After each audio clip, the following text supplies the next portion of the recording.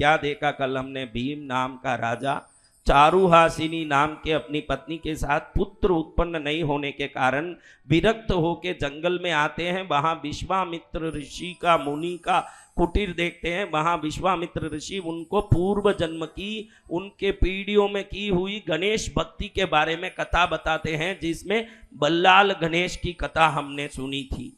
बल्लाल गणेश में गणेश जी प्रकट होकर बल्लाल को आशीर्वाद देते हैं कि मुंबई से 120 किलोमीटर दूर मैंने बताया पाली गणपति का मंदिर है। कभी बॉम्बे जाते हो क्या कोई? तो जरूर बॉम्बे जाते हो तो वहां से 120 किलोमीटर में अष्टविनायक में पाली गणपति है, वही ये बल्लाल विनायक है। वहां दर्शन करने वालों को गणपति ने वरदान दिया है कि सब दुख मिटेंगे। वहां जाके आप जरूर दर्शन करना।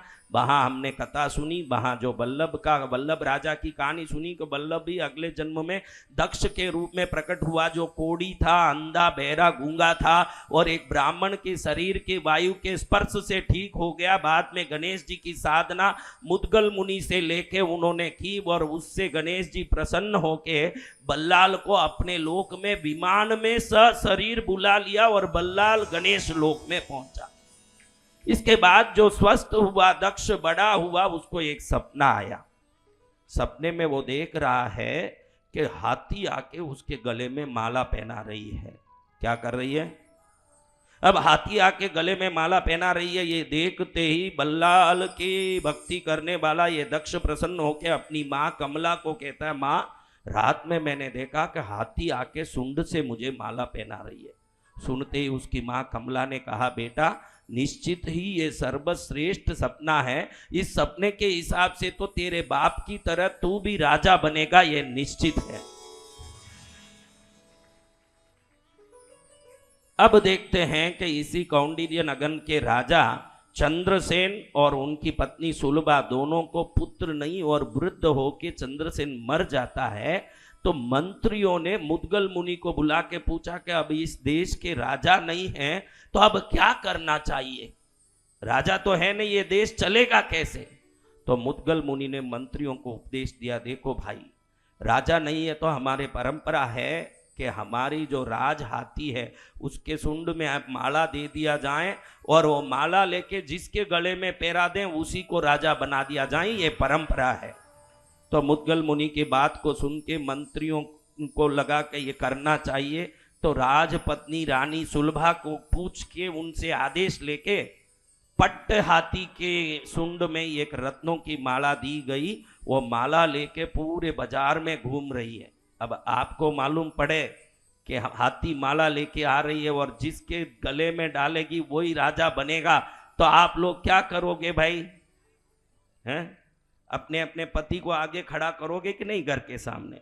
उधर भी पूरे गांव की औरतें अपने अपने पति को, अरे आपको बुद्धि नहीं है, अब इधर कहाँ घर में बैठे हो? आज तो हाथी आ रही है, जिसके गले में माला पहराएगी वही राजा बनेगा। कब तक मैं आपकी नौकरानी की तरह पड़ी रहूंगी? मुझे भी रानी नहीं बनना है क्या? जाओ आगे खड़ो। हर औरत अपने पति को धक्का मार के आगे खड़ा रही है, लेकिन हाथी किसी को देखता ही नहीं है और सीधा आगे जा रहा है। कहाँ जा रहा है? सीधा आगे जा रहा है और आगे जाते जाते जाते जाते जंगल में प्रवेश कर गया, क्योंकि उस हाथी को गणेश जी चला रहे हैं। कौन चला रहे हैं? गणेश जी ने सोचा कि दक्ष को उसकी साधना से मैंने आशीर्वाद दिया है तो इस संसार में वही राजा होगा जो देवताओं की कृपा प्राप्त किया होगा। जो भटकने वाला कभी राजा नहीं बन सकता है। तो गणेश जी की कृपा से वो हाथी जंगल में जाता। अंदर जाओ तो जहाँ कमला और दक्ष जंगल में पड़े हैं उस जगह गया। पीछे पीछे नगर जन मंत्री सब आ रहे हैं, क्योंकि उनको देखना है ना कि हाथी किसके गले में माला पहनावे। कल कोई भी माला पहन के आ जाए कि मेरे गले में हाथी ने माला डाला करके झूठ बोले। कोई मीडिया वाले तो है नहीं कि पीछे पीछे जाए ने कैमरा पकड़े। अब आज तो कहाँ कहाँ घुस जाते हैं मीडिया वाले, भगवान जाने। उधर से दिखा रहे हैं, देखो मंत्री जी पैकेट से क्या निकाल रहे हैं ऐसे। अब उस जमाने में मीडिया कहाँ था भाई? तो जब जाके एकदम उधर पीछे पीछे जा रहे हैं, देखो तो हाथी माला एकदम लेके दक्ष के गले में पहरा दिया। श्री गणेश जन्म से गूंगा बहरा, देखो ये कहानी आपको एक शिक्षा देती है। इसी से मैं आज कथा पूरा कर रहा हूं, क्योंकि गणेश पुराण तो बहुत बड़ा है, उसको कहने के लिए तो 1000 जीव वाले आदिशेष नाग अपने हजारों जीवों से हजारों जन्म तक बोलेंगे तो भी गणेश जी की महिमा को कोई पूरा नहीं कर सकता। जय जय तो गुरुदेव। हम क्या करेंगे, आप और हम क्या बोल पाएंगे, कुछ नहीं बोल पाएंगे। फिर भी मैं यहाँ क्या पूरा कर रहा हूं, देखो ये दक्ष कौन, जन्म से ही श्रापित, पिछले जन्म का श्राप, जिसने गणेश मंदिर को तोड़ा, गणेश जी की मूर्ति तोड़ी। कल आपने सुना ये बात, इसी कारण से तो गूंगा बहरा और अंधा बन के कोड़ी बन के जन्मा। आज वो ठीक तो हुआ ही, राजा भी बन रहा है। ध्यान रखना, आप किसी भी दुख में हो तो अपने देवताओं को प्रसन्न करने की कोशिश करो। अगर अपने घर के देवता प्रसन्न हो गए, दुख तो जाएगा ही, राजा जैसे जीवन भी प्राप्त होगा। ये कहानी वही बताता है, दुख तो जाएगा ही, दुख कहाँ रहेगा, लेकिन सुख भी ऐसे प्रकट होगा कि देखते रह जाओगे कि ऐसा सुख आ रहा है मेरे जीवन में। हाँ, मेरा तो उद्देश्य यही है कि किसी बहाने भारत में सनातन धर्म और धर्म की भक्ति बनी रहे, यही मेरी इच्छा है।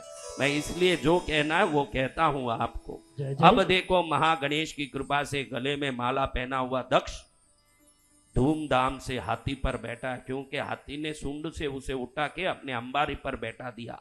अब कल तक कोड़ी रहा, गूंगा रहा, अंधा बहरा रहा दक्ष आज पूरे देश का राजा बन गया। चारों तरफ से लोग फूल डाल रहे हैं, भले अंदर से जल रहे हैं कि ये हाथी हमारे पति के गले में माला नहीं डाली, नहीं इसको डाल दी। भले अंदर से आप लोग जलते ही हो, लेकिन बाहर वो आदमी आता है तो आप क्या करते हो?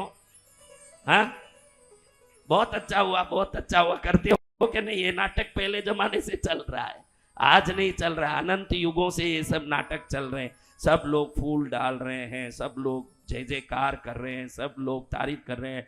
धूमधाम से दक्ष राज मंडप में पहुंचा, शुभ मुहूर्त निकाला गया। राज पुरोहित वेद पढ़ती ब्राह्मणों को बुला के वेद मंत्रों को पढ़ते हुए दिव्य गंगा जल, गोदावरी, नर्मदा, कावेरी, सिंधु आदि अनेक पुनीत नदियों से जल लाके बैठा करके राज सिंहासन पर दक्ष का अभिषेक कर रहे हैं।